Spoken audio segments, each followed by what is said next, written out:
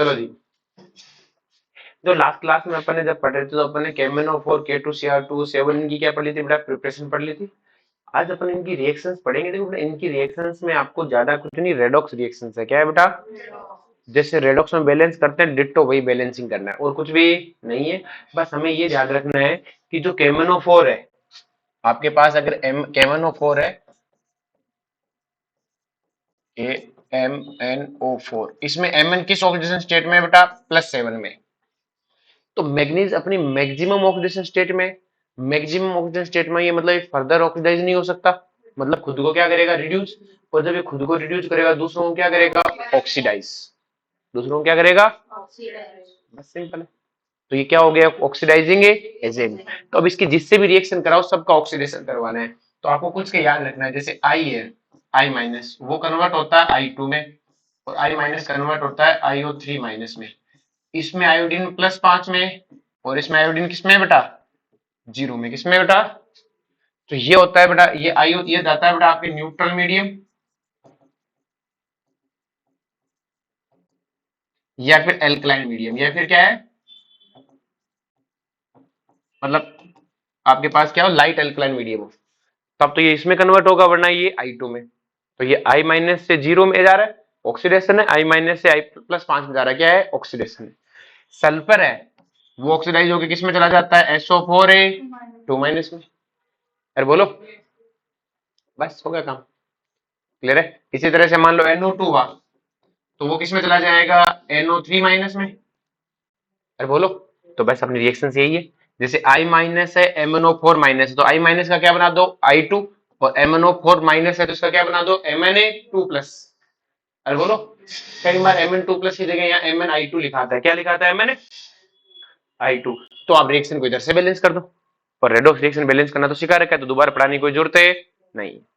अरे बोलो, next reaction है, ये उसी रिएक्शन को, हाँ, अब जब ये रिएक्शन को बैलेंस किया हुआ है, एक सेकंड, अच्छा इसी रिएक्शन को दोबारा लिखा हुआ है, एक सेकंड, 8H प्लस 5I- हाँ, इस रिएक्शन को किससे डिवाइड किया हुआ है? 2 से। किससे डिवाइड किया हुआ है?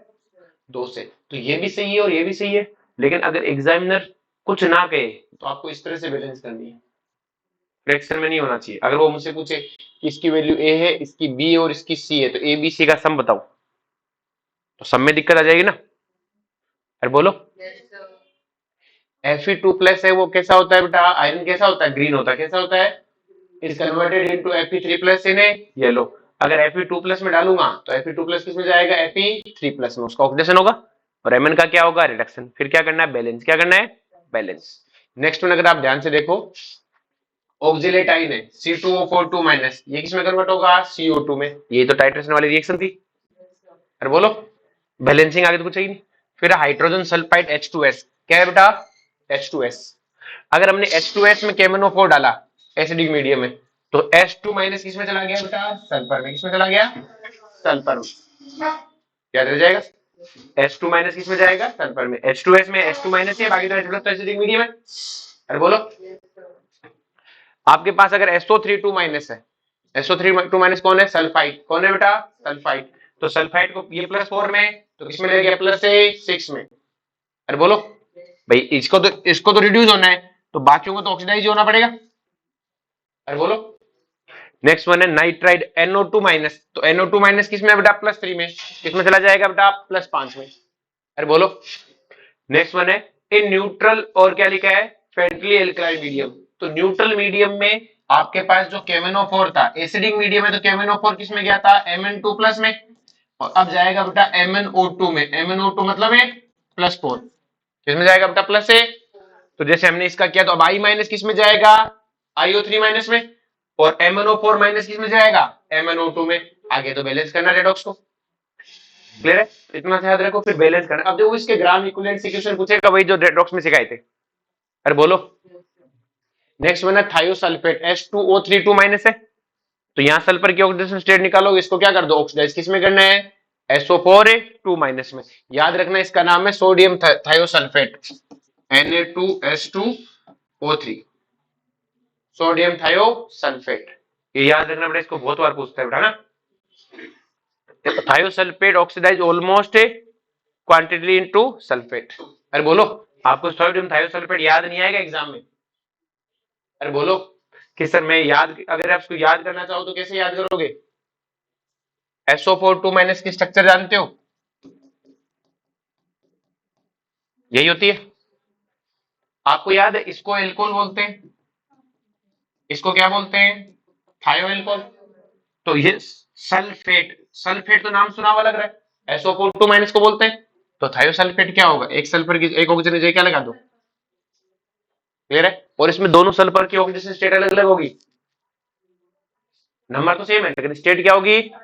ये वाला sp2 है और ये वाला sp3 है। मैंने सिखाया था सल्फर वालों के पास ध्यान रखना बेटा, इनके हाइब्रिडाइजेशन में पंगा आ जाता है क्योंकि इनके पास लोन पेयर होते हैं। क्या होते हैं? आपको लोन पेयर चेक करना है हमेशा कि सर दो तो बॉन्ड बनाए तो लोन पेयर कितने हैं? दो। तो ये sp2 है जबकि अंदर वाला क्या है? sp3 है। सिखाया था रेडॉक्स के टाइम में कि सल्फर धोखा दे सकता है। सल्फर के जब भी स्ट्रक्चर बनी है तो पहले उसके क्या निकालो बेटा? लोन पेयर चेक करो। लोन पेयर कैसे है कि जितने बॉन्ड में चले गए बाकी बचे लोन पेयर है, और लोन पेयर निकाल के फिर हाइब्रिडाइजेशन निकालना। अरे बोलो। नेक्स्ट वन है manganous salt is oxidise to MnO2। आपके पास Mn2 प्लस है तो ये किस में कन्वर्ट हो जाएगा? MnO2 में। अगर हमने किससे रिएक्शन कराई? KMnO4 से। अरे बोलो। Manganous salt oxidise to MnO2 in the presence of a catalyst zinc sulphate और जिंक ऑक्साइड। ये तो बस ऐसे लिखा हुआ है। For permanganate titrate we do not use. For permanganate titration we do not, क्या लिखना चाह रहा था? यहां तक सबको क्लियर है? अब इसको थोड़ा सा एनसीईआरटी से पढ़ भी लेना, डी ब्लॉक को पूरे को, क्लियर है? नेक्स्ट बात करते हैं बेटा एफ ब्लॉक की। किसकी बात करते हैं? एफ ब्लॉक की, क्लियर है? एफ ब्लॉक क्या है बेटा आपके पास में? हमें पता है एफ ब्लॉक में एक तो है एल, एल कौन है? लेंथेनम। कौन है? लेंथेनम। और इसके बाद जो एफ ब्लॉक वाले जितने एलिमेंट आए उन सबको बोलते हैं लेंथेनाइड। तो लेंथेनाइड्स को एल से लिखते हैं, लेंथेनम को तो एल से लिखेंगे। फर्क समझ में आया? जो एल ये लेंथेनम है, वो 58 से लेके 71 को लेंथेनाइड बोलते हैं तो उनको एलएन से लिखते हैं। तो क्या इस एलएन और एलए में डिफरेंस क्लियर हुआ? एलएन उस ग्रुप को बोलते हैं और एलए एलिमेंट का नाम है और इसका नाम लेंथेनम है, लेंथेनाइड है नहीं। अरे बोलो। Chemistry of lanthanide is very simple due to only one oxidation state. इनके पास सिर्फ एक ही ऑक्सीडेशन स्टेट है, वो है +3। पूरा लेंथेनाइड सारे सारे 4f ब्लॉक वाले इलेक्ट्रॉनिक कॉन्फ़िगरेशन में पहले सिखा चुका हूं, क्लियर है? अपने पहले लेक्चर में सीख लिया था इलेक्ट्रॉनिक कॉन्फ़िगरेशन के लिए, क्लियर है? पूरा का पूरा ग्रुप है वो +3 दिखाता है। हाँ हो सकता है उनकी 4 हो लेकिन सबकी 3 स्टेबल। सबकी मैक्सिमम स्टेबल कौन सी है? 3। हो गया उसके 4 हो, किसी की 5 भी स्टेबल हो, सॉरी किसी की 4 भी किसी की 2 भी है, लेकिन 3 तो पक्का पक्का है। 3 तो।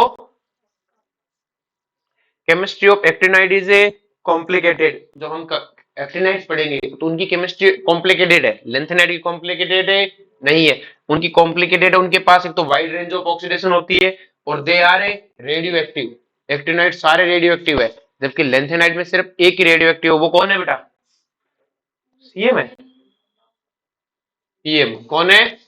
पीएम वाला, क्लियर है? सारे लेंथेनाइड में सिर्फ पीएम रेडियो एक्टिव है और रेडियो एक्टिव, क्लियर है? और एक्टिनोइड्स में कौन है बेटा? एक्टिनोइड्स में 9 सारे रेडियो एक्टिव है, 89 के बाद वाले। अरे 83 के ऊपर सारे रेडियो एक्टिव होते हैं तो सारे एक्टिनोइड्स क्या है? रेडियो एक्टिव है। अरे बोलो। और मैंने ये भी सिखाया था एक्टिनोइड्स में 92 से ऊपर सारे सारे क्या है? ट्रांस यूरेनिक है। क्या है बेटा? Trans uranic. नेचर में मिलते भी नहीं है। अरे बोलो।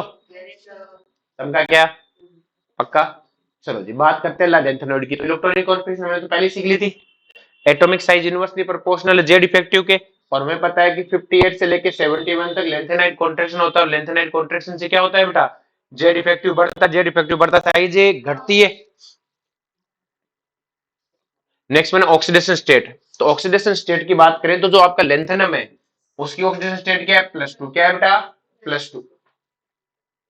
आपके पास लेंथेनम की इलेक्ट्रॉनिक कॉन्फ़िगरेशन क्या है बेटा? जिनॉन 6s2 4d है ना, एक second, 5d1 3d 4d 5d1, clear है? अब इसकी +2 नहीं +3 है, इसकी ऑक्सीजन स्टेट क्या है? +3। और बोलो समझा क्या? नेक्स्ट देखो general oxidation state of lanthanoids. अगर हम लेंथेनॉइड की जनरल ऑक्सीडेशन स्टेट की बात करें तो वो कितनी है? +3। सारों की 58 से लेके 71 सबकी क्या है? +3। नेक्स्ट बात करें +2 and +4 oxidation state present in solution for a solid. +2 और +4 मिलेंगी, जनरल नहीं मिलेंगी, ये कब मिलेंगी बेटा, या तो इनके solution for a solid compound, या तो इनके सॉलिड कंपाउंड में मिलेगी या सॉल्यूशन में, मतलब ये कंपाउंड फॉर्म में मिलेगी, ये किसी सॉल्यूशन में ही +2 या +4 है दिखाएंगे। नेक्स्ट देखो, irregular oxidation arise mainly from a extra stability of a empty half filled or a fully filled Fz। जो ये +2 और +4 आएंगी, ये तभी आएंगी जब हमें कोई एक्स्ट्रा स्टेबिलिटी मिल रही हो हाफ फिल्ड इलेक्ट्रॉनिक कॉन्फ़िगरेशन से, या फुल्ली फिल्ड इलेक्ट्रॉनिक कॉन्फ़िगरेशन, या कंप्लीट वैकेंट हो जाए। अरे बोलो, अब वो कौन कौन है, उनमें से आपके पास एक तो सीआर है, सीआर लिख दीजिए, सीई है ये, सीआर। क्लियर है? hey, अब जैसे इसकी बात करें, तो ये है, पहले इसकी बात कर लेते हैं कि +4 ऑक्सीडेशन स्टेट कौन कौन दिखाता है। तो देखो +4 ऑक्सीडेशन स्टेट ये दिखाते हैं, +3 सबकी स्टेबल है, लेकिन इनकी +4 भी स्टेबल है। इनकी कौन सी स्टेबल है, और उनमें से सीई की +4 ज्यादा स्टेबल है। रीजन क्या है, अगर आप सीई की बात करो तो लद्दाख की इलेक्ट्रॉनिक कॉन्फ़िगरेशन क्या है, जिनोन 6s2 5d1, और आपको पता है इसकी क्या होगी, जिनोन 6s2 5d1 4f1। अब बताओ इसके आउटर मोस्ट में कितने इलेक्ट्रॉन है, 4। तो ये कहता है चारों निकाल दो, क्या निकाल दो, तो इसका +4 स्टेबल हो जाएगी। अरे बोलो, इसी तरह से अगर अपन बात करें यूरोपियम की, क्लियर है? तो अगर यूरोपियम की बात करें तो आपको पता है इतना तो फिक्स है, जिनोन 6s2 5d और 4f, इतना फिक्स है। अब यूरोपियम कहां से आता है, गिनोगे ध्यान से, लद्दाख, लद्दाख को छोड़ के, से लद्दाख से प्रेसिडेंट एंड पीएम सम्राट के साथ यूरोप, यूरोप, यूरोप गड्डी से गए ना, तो यूरोप कितने पर आता है, 6 पे। अरे बोलो, अरे चमका क्या, तो ये आएगा। क्लियर है? अब लेकिन हमें पता है इसमें बीमारी है, इसमें क्या है, और बीमारी है, तो ये क्या हो जाएगा, 0, और ये कितना हो जाएगा, 7। अरे बोलो, चमका क्या। अब मुझे बताओ ये जनरली कितने इलेक्ट्रॉन रिलीज करने की कोशिश करेगा, 2। अरे बोलो, सेम कहानी इसकी है, यबलू, यबलू लास्ट में आता है यब पे, तो इसकी इलेक्ट्रॉनिक कॉन्फ़िगरेशन लिखोगे तो क्या है, जिनोन 6s2 5d0 4f14, ये भी कितने रिलीज करना चाहेगा, 2। अरे बोलो, अरे चमका क्या। तो ये 4 जने क्या करते हैं बेटा, +2 दिखाते हैं, मेनली इन दो की है, ये भी साथ साथ में देखा देखी, ये भी क्या देखा। इसी तरह से +4 किसकी है बेटा, सी की, किसकी है, इनके अलावा भी कुछ और भी दिखाते हैं। क्लियर है? तो इतने एलिमेंट पर इनकी +4 स्टेबल है, नहीं है स्टेबल। +4 किसी की नहीं, सबकी स्टेबल +3 है, सबकी स्टेबल क्या है, ये 4 दिखाते हैं, ये 4 है। और ये कब दिखाते हैं बेटा, आपको क्वेश्चन पूछेगा +4 कब दिखाएंगे, जब ये MO2 फॉर्म में होंगे, किसमें होंगे, MO2। और +2 कब दिखाएंगे, जब ये MO फॉर्म में होंगे, किसमें होंगे। अरे बोलो, अब इनको आपको याद रखना है, इसको क्या रखना है, याद। तो देखो क्या था आपने पास, ट्रिक क्या थी, लद्दाख से प्रेसिडेंट एंड पीएम नहीं है, तो लद्दाख से प्रेसिडेंट, फिर क्या था, एंड पीएम सम्राट के साथ यूरोप गड्डी से गए, तब डियाना। तो याद रखोगे इसको, जब भी ट्रिक याद करो तो आपको साथ साथ में ये भी याद करवाना है कि 5 जने, कितने हैं बेटा, 5। कौन है, लद्दाख से, फिर उसके बाद में प्रेसिडेंट एंड, फिर कौन है, पीएम के साथ, सॉरी, लद्दाख से प्रेसिडेंट एंड पीएम सम्राट के साथ यूरोप गड्डी से गए, तब डियाना। पर बोलो, इसी तरह से ये कौन है, सम्राट, एक तो कौन है, लद्दाख, ये यूरोपियम है, एक कौन है, सम्राट है, और एक है यबलू है, और एक है टीम, होम इंजीनियर है, टीम। तो जब भी इसको इलेक्ट्रॉनिक कॉन्फ़िगरेशन पढ़ो तो इनको भी बार बार पढ़ना है कि इसकी +4 इनकी +2, और उनमें से जिनकी +2 है, इनकी +2 वाजिब है, और इसकी +4 भी वाजिब है, इनकी वाजिब है नहीं है। अरे बोलो, अब क्वेश्चन ये नहीं पूछेगा, वो क्वेश्चन हमसे पूछेगा Ce+4 एक ऑक्सीडाइजिंग एजेंट है या रिड्यूसिंग एजेंट है। तो हमें पता है कि इन सब की मेन ऑक्सीजन स्टेट क्या है, +3, ये +4 में होगा, तो Ce+4 से +3 में जाना चाहेगा कि नहीं जाना चाहेगा, जाना चाहेगा। पूरे पीरियड की, सबकी, पूरे ग्रुप की, सॉरी पूरे लेंथोनॉइड्स की +3 ही स्टेबल है, +4 बार तो दिखाते हैं सॉलिड फॉर्म में या सॉल्यूशन में। क्लियर है? तो अगर इसकी +4 और +3 है तो मैंने कहा +3 में जाना चाहेगा तो ये क्या कहेगा, जाना चाहूंगा। और अगर ये +4 से +3 में जाना चाहेगा तो खुद को क्या करेगा, रिड्यूस, खुद को रिड्यूस करेगा, दूसरों को क्या करेगा, ऑक्सीडाइज। तो Ce+4 बहुत अच्छा एक ऑक्सीडाइजिंग एजेंट है। आई बात में, ऐसे क्वेश्चन पूछेगा। हमसे पूछेगा यूरोपियम +2 के बारे में क्या कहना है, तो हमें पता है इन सबके मन में +3 ही है, तो यूरोपियम +2 से किस में जाना चाहेगा, +3 में। तो खुद को ऑक्सीडाइज करेगा कि रिड्यूस करेगा, और खुद को ऑक्सीडाइज करेगा तो दूसरों को क्या करेगा, रिड्यूस। तो ये बहुत अच्छा रिड्यूसिंग एजेंट है। सेम कहानी वाई के लिए। तो ऐसे क्वेश्चन पूछेगा, हमें याद रखना इन सब की +3 ही है। क्या है बेटा, तो ज्यादा वाला कम में आना चाहेगा, कम वाला ज्यादा। चमका क्या, बस यही क्वेश्चन पूछता है। नेक्स्ट वन जैसे से पूछ लिया, Y reduction potential of Cu+4 से +3 इज पॉजिटिव वैल्यू। क्लियर है? Cu क्यों लिख दिया, Ce है सेलेनियम, इन सबको सेलेनियम करना, ठीक है। Ce+4 से +3 में जाना पॉजिटिव क्यों है, तो हमें पता है मेटल है, उसने रिडक्शन लिखा होगा, हम तो ऑक्सीडेशन लिखेंगे। तो हमें पता है एक मेटल है जो Ce से +Ce3 में गया होगा। अब वो Ce3 से क्या करना चाहता है, Ce+4 में, और प्लस उसके बाद में क्या होगा, Ce+4 किस में जाएगा, एक्वस में, किस में जाएगा। तो ये क्या है बेटा, हाइड्रेशन एनर्जी, और हाइड्रेशन एनर्जी को हम क्या बोलते हैं, कमाई क्या बोलते हैं, और इसको हम क्या बोलते हैं, खर्चा क्या बोलते हैं। ये कौन है, आयोनाइजेशन एनर्जी कौन है। और आपको पता था रिडक्शन पोटेंशियल किसके प्रोपोर्शनल है बेटा, आयोनाइजेशन एनर्जी, खर्चे के प्रोपोर्शनल है, और इनवर्सली प्रोपोर्शनल है कमाई के। तो आपको पता है +3 से 4 में जा रहा है, और हमें पता है इनकी स्टेबल स्टेट कौन सी होती है, 3। तो 3 से 4 में जा रहा है, मतलब खर्चा ज्यादा, खर्चा ज्यादा, रिडक्शन पोटेंशियल भी ज्यादा। समझा क्या, बस आपको खर्चा देगा, खर्चा ना दिखे तो कमाई पे बोलना है। अरे बोलो। नेक्स्ट वन है, europium and Y B are strong reducing agent. ये समझ में आ गया क्यों रिड्यूसिंग एजेंट, क्योंकि खुद को क्या करना चाहेंगे, ऑक्सीडाइज, खुद को क्या करना चाहेंगे। समझा क्या। नेक्स्ट वन है तो स्टेटमेंट है, ये याद रखने सीधे सीधे। All the lanthanides are a silvery white soft metal and a tarnish rapidly in air. Air में क्या हो जाते हैं, बहुत जल्दी खराब हो जाते हैं। क्लियर, ये याद रखने वाले हैं।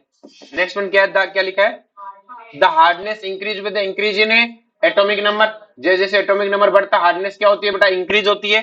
उसके बाद हार्डनेस ऑफ ए, ये कौन है बेटा, सम्राट, समेरियम देव Sm।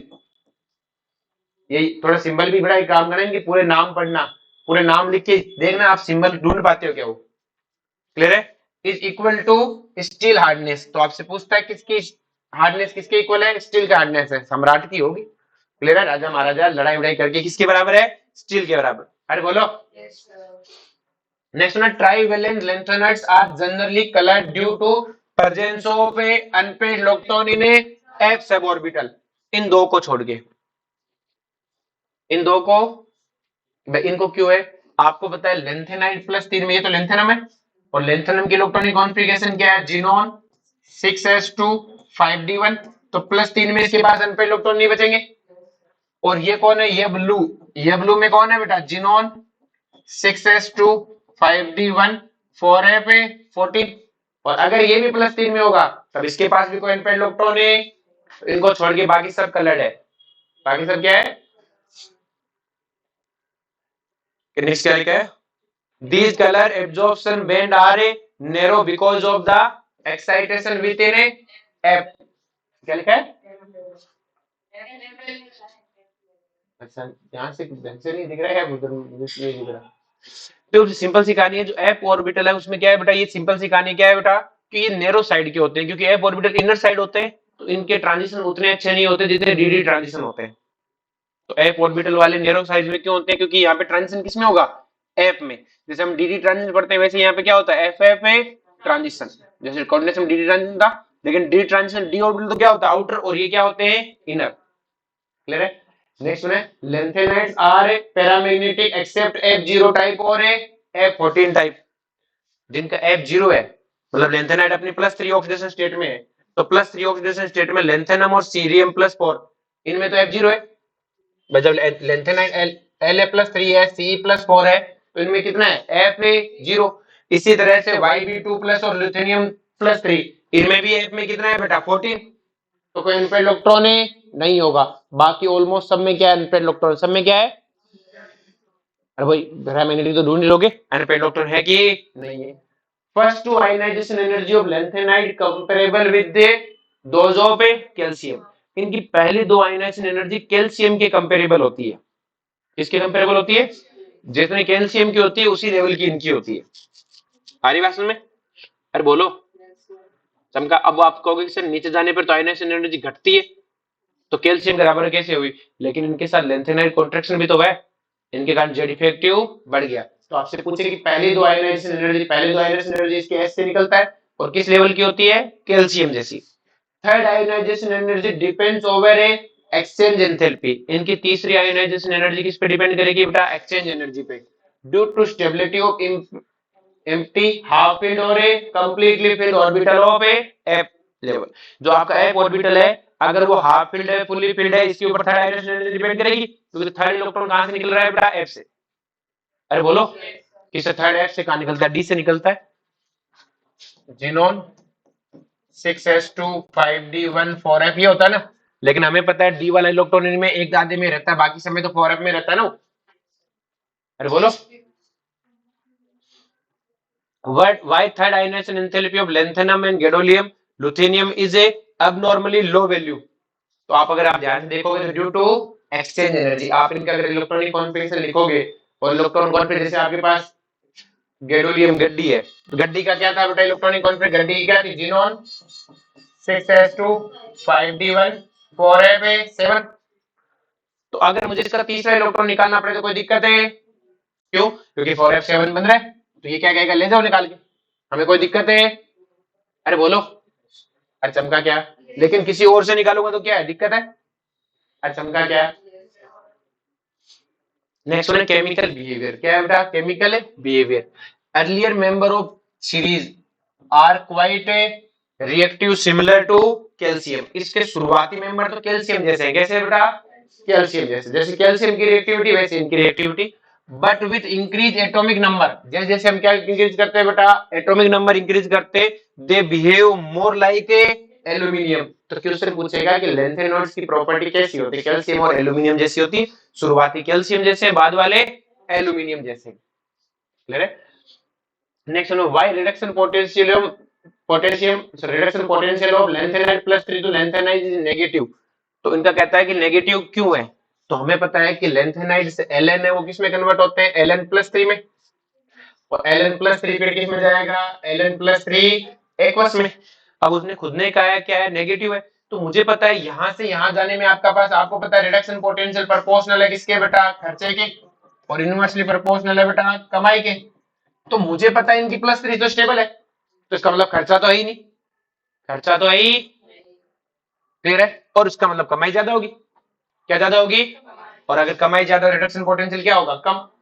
तो हम क्या बोलेंगे कि इनकी हाइड्रेशन एनर्जी बहुत ज्यादा है और इनकी आयोनाइजेशन एनर्जी बहुत है कम है, एज कंपेरेटिवली कम है। अरे बोलो, क्योंकि ये अपनी +3 में जाते हैं तो स्टेबल है। अरे बोलो। अब इनकी किसी से भी रिएक्शन करा दो, किसी से भी क्या करा दो? रिएक्शन। जब हम रिएक्शन कराएंगे तो सिंपल सी कहानी, इन सब का क्या आएगा बेटा? +3 में कंपाउंड बनेगा। जैसे अगर मैं इनके हेलोजन से रिएक्शन कराऊं तो LnX3 बनाएंगे, पानी से रिएक्शन कराऊंगा तो LnaOH3 हाइड्रोक्साइड बनाएंगे। अगर मैं इनकी रिएक्शन नाइट्रोजन से कराऊं तो नाइट्रोजन पे चार्ज कितना होता है? -3। इन पे क्या होता है? +3।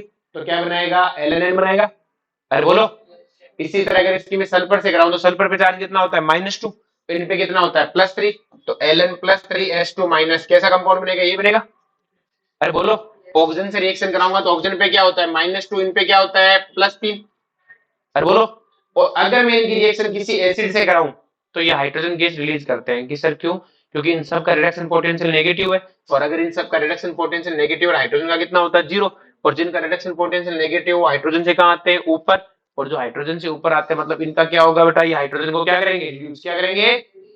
अपने से नीचे वालों को रिड्यूस करते हैं।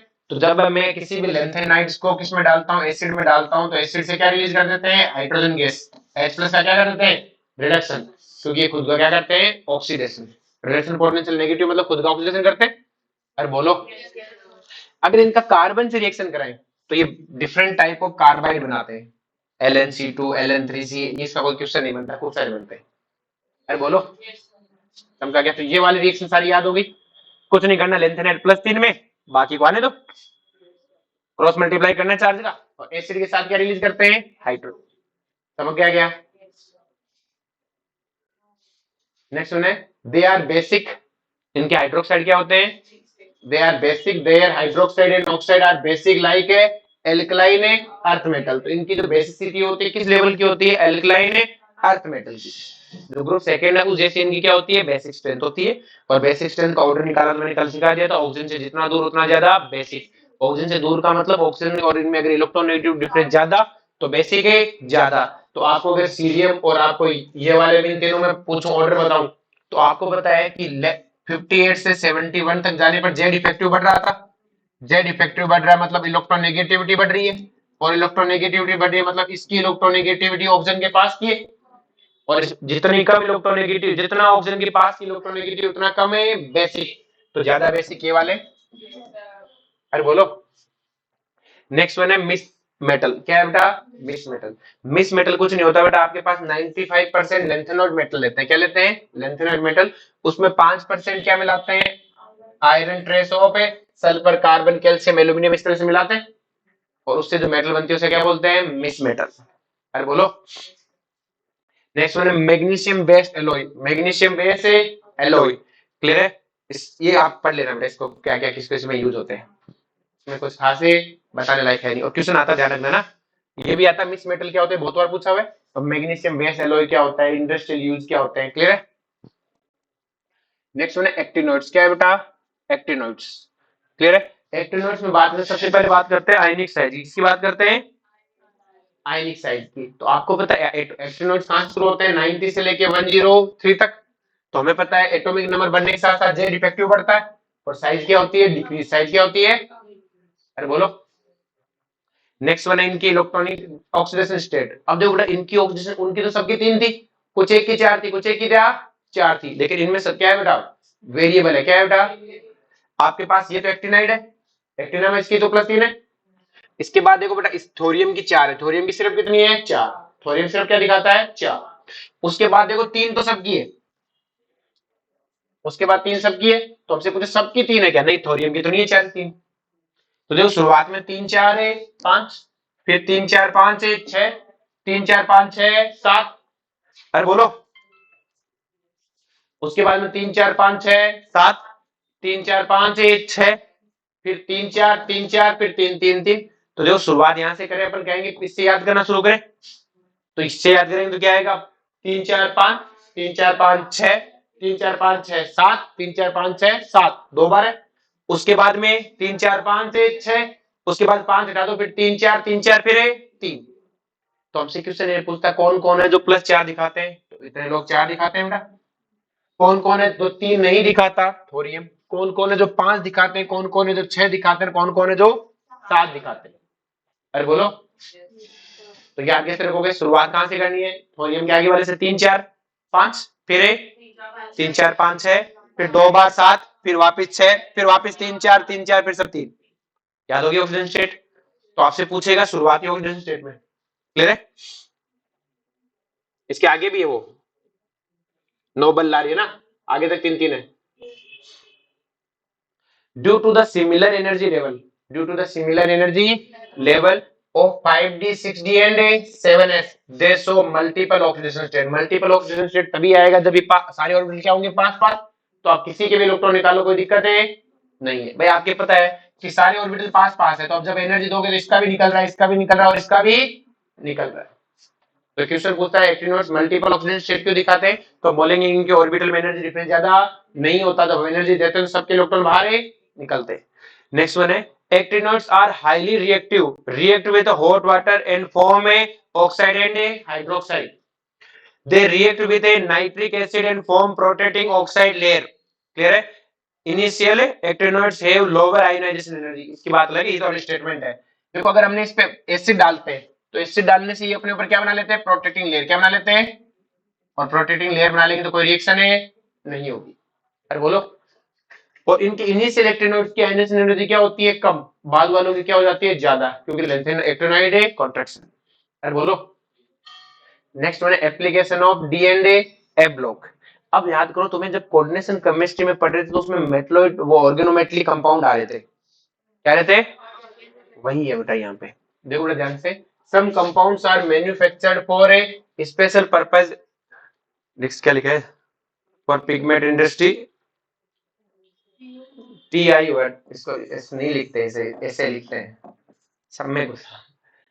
टाइटेनियम ऑक्साइड है is for pigment industry, manganese oxide use for a dry battery, dry battery cell में MnO2 यूज करते हैं लेक्लांचे में। Group 11 are known as a coinage metal, इनसे सिक्के बनाते हैं बेटा। यूके कॉपर कॉइन्स आर है कॉपर कोटेड है स्टील, जो यूके कॉपर है वो क्या है बेटा, कॉपर कोटेड क्या है बेटा, स्टील है।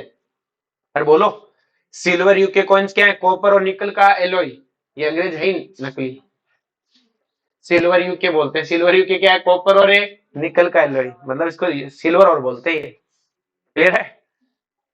नेक्स्ट वन है TiCl4 विद AlCl3, इसका नाम है जिगलर नाटा। क्या है बेटा, जिगलर नाटा क्या है, कैटलिस्ट है। क्या है बेटा, catalyst. Use for the formation of A polythene, जो पॉलीथीन बनती है ना उस पॉलीथीन को बनाने के लिए इस कैटलिस्ट का यूज करते हैं। TiCl4 इन Al ट्राई मिथाइल एल्यूमिनियम और टेट्राक्लोरो टाइटेनियम।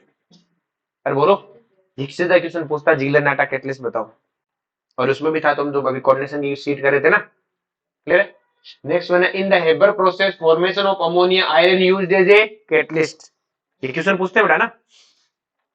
जैसे निकल कैटलिस्ट क्या यूज करते हैं बेटा, इन्हें हाइड्रोजनेशन ऑफ ए फैट, जो फैट होता है उसका हाइड्रोजनेशन कराने में यूज करते हैं। जैसे आपके पास आपको पता है नकली घी, नकली के डालडा घी सुना होगा नाम, अरे बोलो जिसको आर्टिफिशियल घी बोलते हैं, जिसपे तुम जितनी मिठाइयां खाते हो दुकान वाले वही रखता है।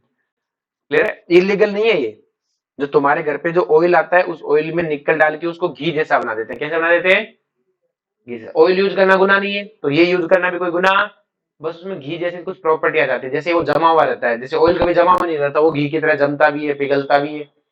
और जयपुर वालों को तुम्हें तो पता होगा, ये डालडा फैक्ट्री नहीं सुनी तुमने कभी दुर्गापुरा पे, बस वो यही बनाती है और तुम खूब खाते हो बाहर देसी शुद्ध देसी घी की मिठाइयां। क्लियर है। नेक्स्ट देखो ध्यान से अपने पास से, ये है वेकर प्रोसेस। क्या है बेटा, Wacker process. Oxidise ethylene to ethanol, ethanol. देखो बेटा ये इथाइलिन है बेटा, इसको किस में कन्वर्ट करता है बेटा, एथेनॉल में। किस में कन्वर्ट करता है, एथेनॉल में। मतलब एसिड एल्डिहाइड बनाने का क्या है बेटा, मेथड है। और ये सुन ले, ये अभी जेई बेंच में पूछा था उन्होंने सीधा सीधा। क्लियर है। सिर्फ ये पूछा था, इसके अंदर ये कुछ नहीं लिखा था, लिखा था कि इथाइन सॉरी वेकर प्रोसेस में कैटलिस्ट कौन सा, और कुछ नहीं पूछा। वेकर प्रोसेस का कैटलिस्ट है PDCl2। अरे बोलो इसमें से डालते हैं PDCl2 in carbon monoxide, sir carbon monoxide oxygen. अरे बोलो चमका क्या है। देखो nickel complex are used in a polymerisation of a alkynes and other organic compound such as a benzene. Clear है। AgB are used in a photographic industry because it's a light sensitive, ये याद कर लेना बेटा, ये पूछते। और आपका DNA ब्लॉक है खत्म। चलो जी।